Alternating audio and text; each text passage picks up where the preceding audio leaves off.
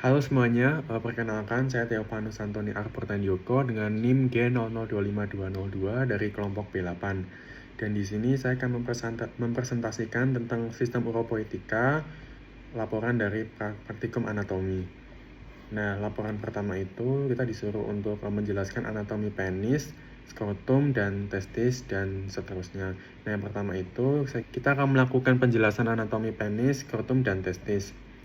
Nah, pertama itu ada penis, dan penis itu terdiri dari 3 bagian utama, yaitu ada radix atau akar, kemudian korpus atau badan, dan kemudian gland penis atau bagian ujung penis. Nah, letaknya itu bagian radix penis atau akar itu dia tuh bagian yang melekat di dekat pelvis. Nah, batang itu dia bagian utama yang memanjang atau alat kopulasi pria, dan kemudian yaitu gland penis, yaitu ujung penis yang paling sensitif. Nah, selanjutnya ada jaringan erektil juga. Nah, penis itu dia terdiri dari 3 jaringan erektil. Yang pertama itu ada 2 korpus cavernosum dan 1 korpus spongiosum. Nah, kalau korpus cavernosum itu dia itu terletak di bagian dorsal dan fungsinya itu dia itu untuk menghasilkan ereksi. Nah, untuk selanjutnya yaitu korpus spongiosum, dia itu terletak di bagian ventral dan memiliki uretra dan ujungnya membentuk glans penis. Nah, yang kita tunjuk glans penis itu yang paling ujung adalah yang seperti ini, dan lalu dia berlanjut ke bawah yaitu ada corona of glans. Lalu, nah untuk yang corpora cavernosa itu dia itu di bagian sekelilingnya. Nah, di bagian ini. Lalu untuk yang spongiosum dia di bagian dalam. Lalu dia menjulur ke dalam dan dia ke bagian tengah ini ada bulbus, dan yang di bagian kiri dan kanan sinistra dan dextra itu adalah crus penis. Nah, ini ada bulbus spongiosus muscle, otot dia untuk mendorong bulbusnya agar mencapai glans penis untuk mengeluarkan semen ataupun yang untuk mengeluarkan semen. Nah, untuk pars fixa itu dia itu ada crus penis dan bulbus penis, dan yang untuk pars libera itu ada corpus cavernosum dan corpus spongiosum dan corpora cavernosa. Untuk yang libera itu dia itu adalah crus penis dan bulbus penis. Kemudian untuk yang pars fixa, jadi pars fixa itu dia tidak bisa, dia fix tetap di tempat, tidak bebas. Jadi dia itu ada corpus cavernosum dan corpora cavernosum dan corpus spongiosum. Oke, next. Untuk fungsi penisnya dia itu sebagai yang pertama organ kopulasi dan untuk sebagai saluran pengeluaran urin dan semen. Nah, selanjutnya kita akan melihat bagian skrotum. Nah, skrotum itu dia tuh merupakan pembungkus testis. Nah, dia tuh lapisan di skrotum itu ada 9. Ada kulit, fascia dartos, terus fascia spermatica eksterna interna, lalu fascia cremastica, lalu ada fascia spermatica interna tadi itu, sama tunica vaginalis, vasculosa, dan lain-lainnya 9. Ada 9 lapisan. Nah, struktur ini tuh penting. Nah, struktur pentingnya itu yaitu ada septum skrotum. Nah, dia tuh membagi jadi sinistra dan dextra, kiri dan kanan. Lalu ada otot dartosnya itu dia tuh untuk mengurutkan kulit apabila suhunya terlalu dingin atau suhunya turun. Lalu untuk otot cremaster itu dia untuk menaikkan dan menurunkan testis. Dan fun fact untuk testis sendiri dia tuh kiri itu lebih ke bawah, jadi karena peniculus spermaticusnya itu yang di bagian sinistra itu lebih panjang. Oke, fungsi dari skrotum itu sendiri yaitu untuk melindungi testis bagian dalam, lalu untuk mengatur suhu juga. Baik, next ke anatomi testis. Nah, testis itu yang bagian dalam dari skrotum tadi. Nah, dia itu terbagi menjadi ada lobulus testis, dan setiap lobulus itu dia terdiri dari 250 sampai 300 lobulus. Lalu juga ada tubulus seminiferus, dan juga dia tempat pematangan sperma atau spermatogenesis. Nah, sel pentingnya yaitu ada sel Sertoli dan Leydig. Nah, untuk anatomi testis sendiri, dia itu homolog dengan ovarium wanita. Lalu dia juga ada sepasang kiri dan kanan, Lalu yang udah aku jelasin tadi, testis kiri itu juga lebih rendah daripada testis kanan. Oke, selanjutnya ada descendus testicularum. Nah, dia itu proses turunnya testis ke skrotum dari cavum abdomen. Nah, yang pertama ada gubernaculum testis. Nah, dia itu fiksator testis pada cavum abdomen. Yang kedua yaitu adalah canalis inguinalis, yaitu dia tempat keluarnya testis ke skrotum pada saat proses embriologi. Nah, selanjutnya ada processus vaginalis, dan yang terakhir adalah gubernaculum inferior. Nah, untuk strukturnya ya ini ada seperti ini, testis. Jadi dia ada pembungkusnya. Testis itu ada 3 lapisan, yaitu vaginalis, albuginea, dan vasculosa. Kalau yang vaginalis itu dia ada dura, parietalis dan visceralis. Kalau yang parietalis dia itu di luar organ. Lalu untuk yang visceralis itu dia untuk langsung membungkus organ. Oke, ini parietal dan visceral. Ini septa testis, lalu ada juga rete testis, lalu juga ada udah itu aja, dan testiculari artery itu untuk vaskularisasi. Oh iya, untuk vaskularisasi dan plexusnya dari anatomi penis dan skrotum itu, dia itu untuk arteri penis, dia itu ada arteri pudenda interna dan arteri pudenda eksterna. Lalu untuk venanya yaitu adalah vena pudenda interna untuk penis. Lalu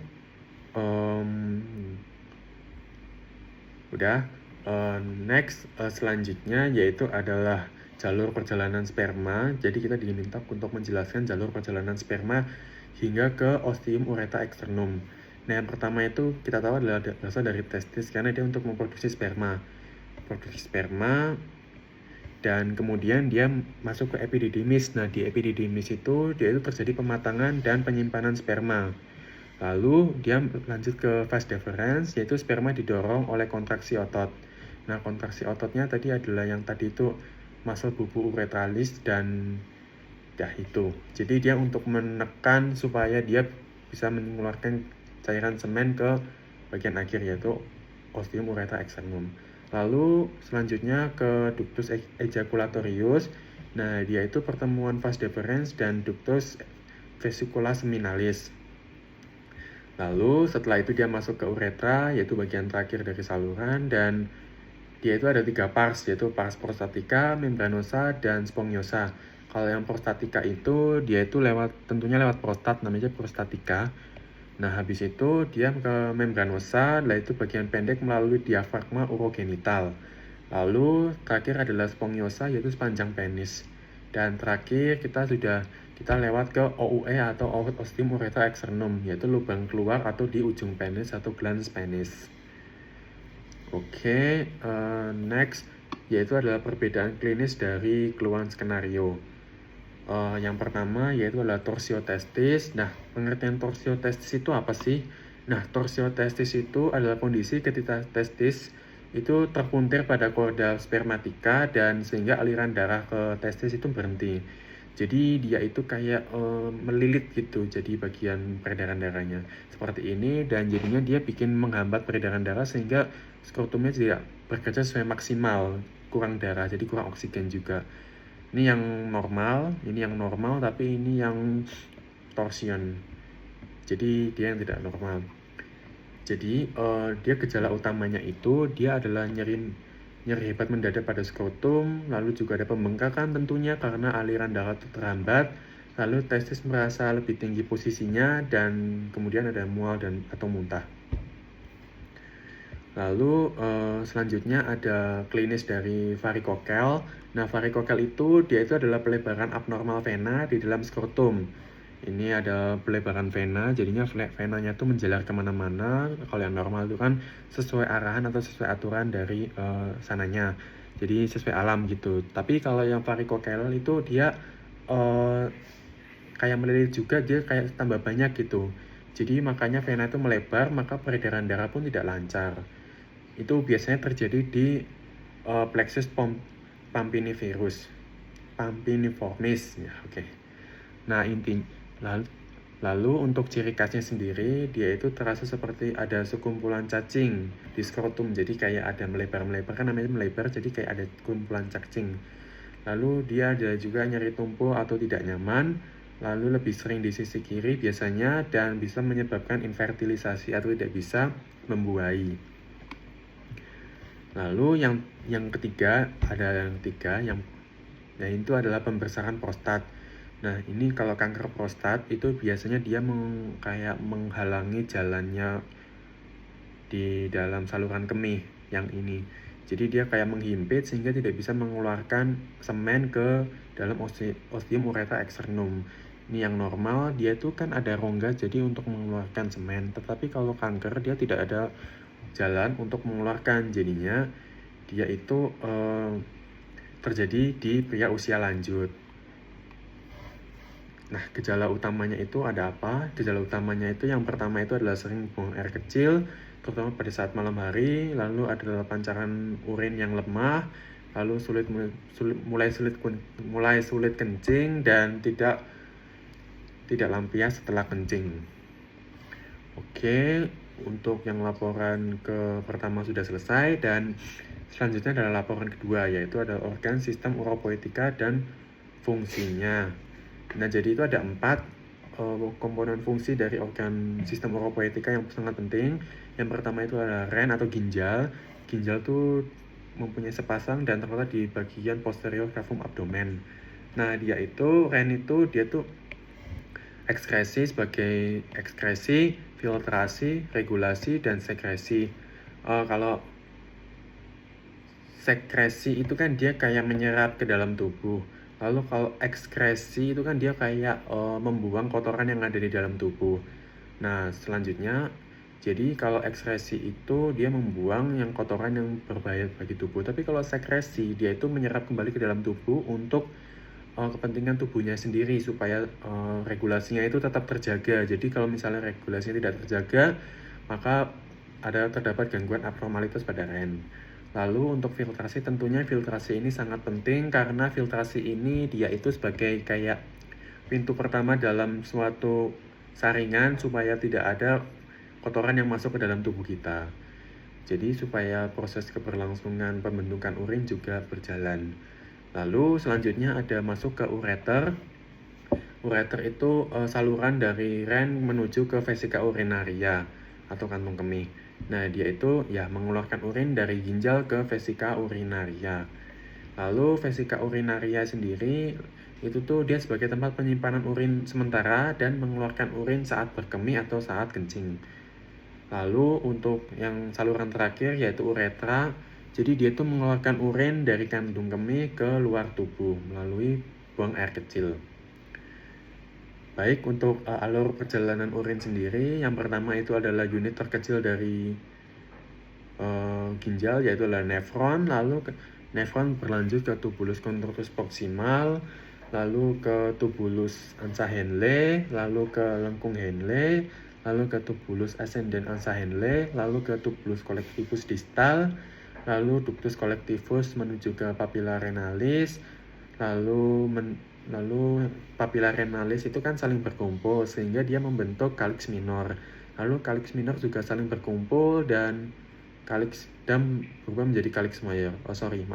Papilla renalis itu di setiap papilla renalis itu pasti ada calyx minor. Terdapat satu papilla renalis dan juga satu calyx minor. Nah, calyx minornya itu banyak, maka dia akan menghasilkan calyx mayor yang banyak. Lalu calyx mayor berubah menjadi pelvis ke urutan pelvis renalis dan kemudian dibuang melalui ureter. Itu untuk alur perjalanan urin. Nah, selanjutnya kita masuk ke untuk laporan ketiga ini berarti ya. Dasar pelvis dan perineum dan diafragma pelvis. Oke. Nah, yang ini dalam kasus skenario dia itu pelvis cewek, jadi kita ambil female pelvis. Nah, dasar pelvis dan perineumnya itu yang kita bahas dulu diafragma pelvis dulu ya. Nah, jadi diafragma pelvis ini dia itu merupakan lapisan otot utama yang menutup rongga pelvis bagian bawah. Nah, penyusunnya itu ada apa aja? Penyusunnya ada levator ani, lalu ada pubrorectalis, pubus zoesigeus, iliososigeus, dan M. zosigeus. Oke, dia fungsinya itu sebagai untuk menopang organ seperti uterus, vesika urinaria, dan rektum. Lalu untuk menahan tekanan saat mengeden atau pada saat persalinan. Lalu dia ada fungsi lagi yaitu untuk mengontrol kontinensia. Oke, nah untuk dihubungkan dengan skenario pada saat itu persalinan, dia itu hubungannya itu apa sih? Nah pada saat kepala janin turun, muscle levator ani itu akan merenggang, otomatis merenggang karena pada saat proses persalinan dia akan mengeluarkan bayi, sehingga ototnya harus merenggang terlebih dahulu. Lalu terutama pada pubrorectalis, dia menentukan arah keluarnya kepala janin. Nah, kalau misalnya jelek terlalu kaku, maka bisa terjadi persalinan yang lama karena kepala janin tidak kunjung keluar dan risiko perobekan perineum. Nah, selanjutnya ada perineum. Kita dalam ke dasar pelvis dulu. Pelvis di wanita sama pria itu sebenarnya sama dan hanya membedakan bagian bulatannya saja supaya lebih besar karena wanita itu melahirkan jadi harus lebih besar. Nah, dia itu ada bagian sacrum, coccyx, acetabulum, ilium, ischium, pubis, dan pubis symphysis. Nah, selanjutnya masuk ke perineum. Nah, perineum itu pengertiannya itu ada apa sih? Nah, pengertiannya itu daerah di bawah diafragma pelvis yang tadi penutup rongga bagian bawah itu antara genitalia dan anus. Nah, pembagian perineumnya itu dia itu ada apa aja? Jadi ada satu regio urogenitale atau yang berada di anterior, yaitu dia berisi uretra, vagina, dan struktur pentingnya dia itu adalah membran perineum khususnya dan spatium perineum profundum.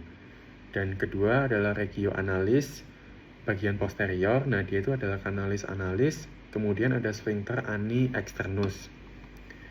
Oke, kemudian ada membran perineum.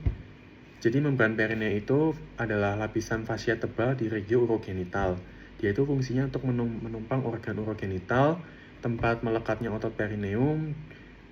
Itu aja. Nah, itu juga ada symphysis pubis, ada ligamentum pubicum, ada tuber ischiadicum, ada ramus ischial pubium, dan perineal membran yang ini bentuk lembaran. Lalu ada spatium perineum profundum. Dia itu letaknya di antara atas bagian diafragma pelvis dan bawah bagian membran perineum. Jadi berada di antara diafragma pelvis dan membran perineum. Nah, isinya itu apa? Isinya itu adalah musculus transversus perineum profundus dan sphincter uretra externus dan uretra serta wanita yaitu pada bagian vagina. Dia itu fungsinya itu apa? Fungsinya itu untuk mendukung uretra dan kontrol mixi. Nah, selanjutnya ada corpus perineale, yaitu ada titik tengah perineum. Itu yang bagian penting karena dia berada di bagian tengah kan.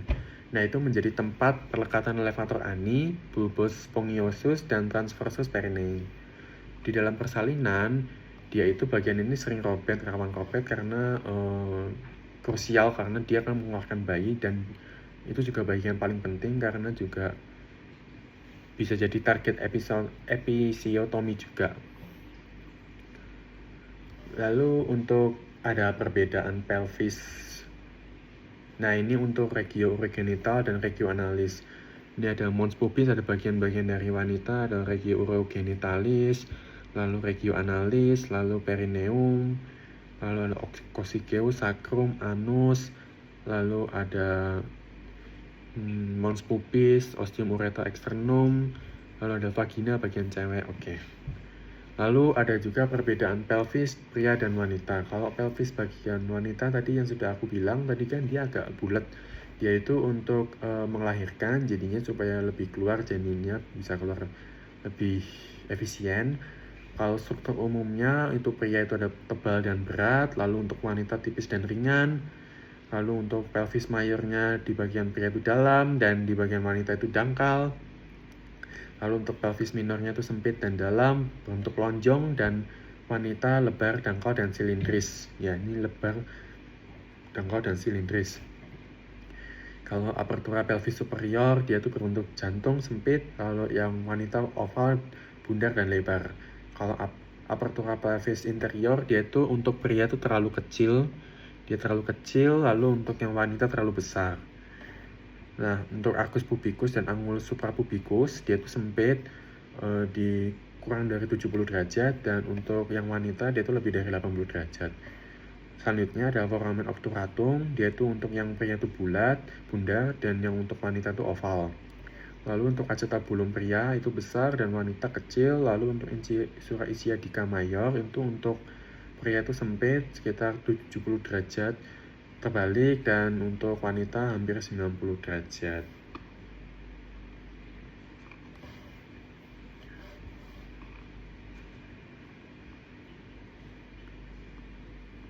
Baik, untuk implifikasinya itu tuh pelvis wanita memungkinkan penurunan kepala janin. Lalu untuk bentuk pelvis itu dia menentukan mudah untuk tidak bersalinan seperti yang aku bilang tadi. Nah, selanjutnya itu adalah bidang Hodge. Yaitu bidang Hodge itu untuk apa sih? Bidang Hodge itu digunakan untuk menurunkan kepala janin. Ada 4 bidang Hodge. Yang pertama adalah Hodge 1, itu untuk pintu atas panggul. Lalu Hodge 2 itu untuk setinggi simfisis pubis. Lalu untuk Hodge 3 yaitu ada setinggi spina isiadica. Lalu untuk yang Hodge 4 dia dekat dasar pelvis. Dia semakin ke bawah maka kepala semakin mendekati perineum, dan tekanan ke diafragma pelvis pun meningkat. Jadi hubungan antara diafragma pelvis dan persalinan saat kepala turun, maka dia akan menekan levator ani yang pertama tadi itu, maka dia otot akan merenggang sehingga mengarahkan kepala ke anterior. Jika tidak kuat, bisa terjadi gagal fertilisasi. Bukan gagal, maksudku kayak bisa jadi prosesnya pun lebih lama lagi. Nah, untuk episiotomi yang sudah aku singgung tadi itu apa sih? Bagi yang belum tahu, jadi episiotomi itu adalah merupakan sayatan pada perineum untuk mencegah robetan tidak terkontrol. Tujuannya yaitu untuk melindungi corpus perineale, mencegah robekan ke sphincter ani dan rektum. Nah, jenis-jenisnya itu ada median, lurus ke lurus ke anus, risiko robek ke rektum tinggi, mediolateral, serong, dan lebih aman. Sudah, menurutku sekian dari saya. Terima kasih.